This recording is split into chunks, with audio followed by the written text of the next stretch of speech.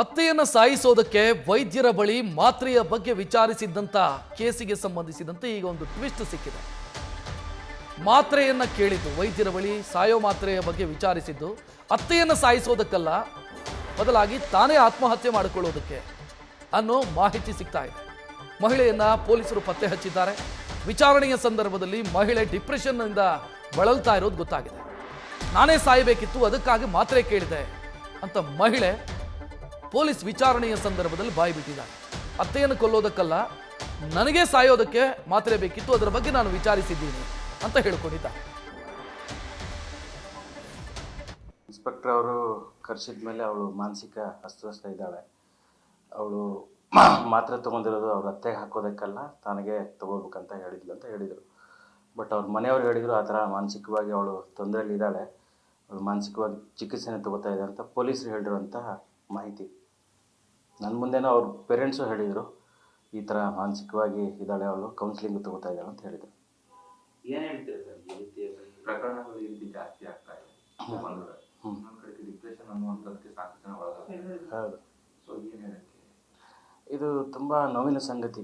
As a being a doctor, being a responsible citizen ಆಗಿ ಈ ಪ್ರತಿಯೊಬ್ಬ ವ್ಯಕ್ತಿಗೂ ಮಾನಸಿಕ ಕಾಯಿಲೆಯಿಂದ ಬಳಲ್ತಾ ಇದ್ದಾರೆ. ಸೈಕೋಸೋಮೆಟಿಕ್ ಡಿಸಾರ್ಡರ್ ಅಂತಾರೆ. 80% ಜನ ಮಾನಸಿಕ ಕಾಯಿಲೆಯಿಂದ ಬಳಲ್ತಾ ಇದ್ದಾರೆ. ಅದು ದುರಾದೃಷ್ಟ. ಬಟ್ ಈ ಥರದ್ದು ವಿಚಾರಗಳು ಬೆಳಕಿಗೆ ಬರಲ್ಲ. ನಾನು ಆ್ಯಸ್ ಅ ರೆಸ್ಪಾನ್ಸಿಬಲ್ ಡಾಕ್ಟರ್ ಆಗಿ ಇದ್ದಿರೋ ಘಟನೆಯನ್ನು ತಂದೆ. ಬಟ್ ನಿಜವಾಗ್ಲೂ ಬೇಸರ ಆಗುತ್ತೆ. ಬಟ್ ಈ ಥರ ವಿಚಾರ ಅವಳನ್ನ ನಾವು ಈ ಥರ ಆದಾಗ ಹೆಲ್ಪ್ಲೆಸ್, ಅವ್ರಿಗೆ ಕೌನ್ಸಿಲಿಂಗ್ ಮಾಡಿಸಿ ಅಂತ ನಾನು ಹೇಳಿರುವಂಥದ್ದು. ನನ್ನ ನಂಬರ್ ಇನ್ಸ್ಟಾಗ್ರಾಮಲ್ಲಿ ಸಿಕ್ತು ಅಂತ ಅವರು ಹೇಳಿದ್ದು. ಇನ್ಸ್ಟಾಗ್ರಾಮಲ್ಲಿ ಗೂಗಲ್ ಸರ್ಚ್ ಮಾಡಿದ್ರಂತೆ, ಅದು ಇನ್ಸ್ಟಾಗ್ರಾಮಿಗೆ ಕರ್ಕೊಂತ ಇತ್ತಂತ ಲಿಂಕು. ಅಲ್ಲಿಂದ ನನ್ನ ನಂಬರ್ ಸಿಕ್ತು, ಅಲ್ಲಿಂದ ನನಗೆ ವಾಟ್ಸಪ್ ಮಾಡಿದ್ರಂತ ಅವರು ಒಪ್ಕೊಂಡ್ರು.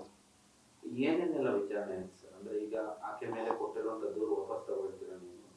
ಇಲ್ಲ, ನಾನು ಕೊಟ್ಟಿರೋ ದೂರ ಪ್ರಕಾರ ಅವ್ರು ಹೇಳಿರೋವಂಥದ್ದು, ದೂರು ಕೊಟ್ಟಿದ್ದನ್ನು ಪೊಲೀಸ್ ಏನು ಮಾಡ್ತಾರೆ ಮಾಡಿ ಅಂತ ಪೊಲೀಸರಿಗೆ ಬಿಟ್ಟಿರೋಂಥದ್ದು.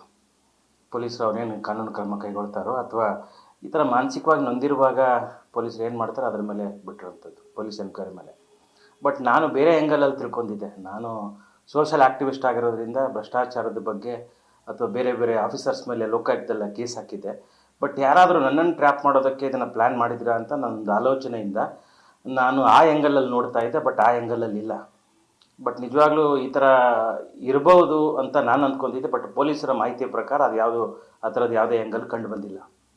ಅಂದರೆ ಹಿಂದೆ ಯಾರಾದರೂ ಇದೇ ರೀತಿ ಮಾಡಿದ್ದಾರೆ? ಇದಕ್ಕೆ ಮುಂಚೆ ಸಂಜಯನಗರ ಪೊಲೀಸ್ ಸ್ಟೇಷನಲ್ಲ ಒಂದು ಕಂಪ್ಲೇಂಟ್ ಕೊಟ್ಟಿದ್ದೆ. ಈ ಥರದ್ದು ನನಗೆ ಫೋನ್ ಮಾಡಿ ಬೆದರಿಕೆ ಹಾಕಿದ್ರು, ನಿನ್ನನ್ನು ಸಾಯಿಸ್ತೀನಿ, ಕೆಟ್ಟ ಕೆಟ್ಟ ಅವಾಚ್ಯ ಶಬ್ದಗಳನ್ನ ನೆನೆಸಿದ್ರು, ನನಗೆ ಸೊಂಟದ ಕೆಳಗಡೆ ಭಾಷೆ ಎಲ್ಲ ಬಳಸಿದ್ರು. ಆವಾಗ ಪೊಲೀಸರು ಅವ್ರನ್ನ ಕರ್ಕೊಂಬಂದು ಅವನು ಕುಡುಕ ಅಂತ ಹೇಳಿದರು ಪೊಲೀಸರು. ಅವನು ಹ್ಯಾಬಿಚುವಲ್ ಇದ್ದಾನೆ, ಈ ಥರನೇ ಮಾಡ್ತಾ ಇದ್ದಾನಂತ. ಅದಕ್ಕೆ ಅವರು ಪೊಲೀಸರು ಅವನ ಮೇಲೆ ಆಲ್ರೆಡಿ ಚಾಮರಾಜನಗರ ಪೊಲೀಸ್ ಸ್ಟೇಷನಲ್ಲಿ ಕಂಪ್ಲೇಂಟ್ ಇದ್ದಾವೆ, ಈ ಥರ ಹೇಳಿದರು. ಹಾಗಾಗಿ ನಾನು ಆ್ಯಕ್ಟಿವಿಸಮಲ್ಲಿ ಇರೋದ್ರಿಂದ ಭ್ರಷ್ಟನ ಭ್ರಷ್ಟ, ಕಳ್ಳನ ಕಳ್ಳ, ಸುಳ್ಳನ್ನ ಸುಳ್ಳ ಅಂತ ಹೇಳುವಂಥ ಚಾಕತೆ ಈ ಮನಸ್ಥಿತಿಯಿಂದ ಹೇಳೋದಕ್ಕೆ ತುಂಬ ಜನ ವೈರಿಗಳು ಇದ್ದಾರೆ.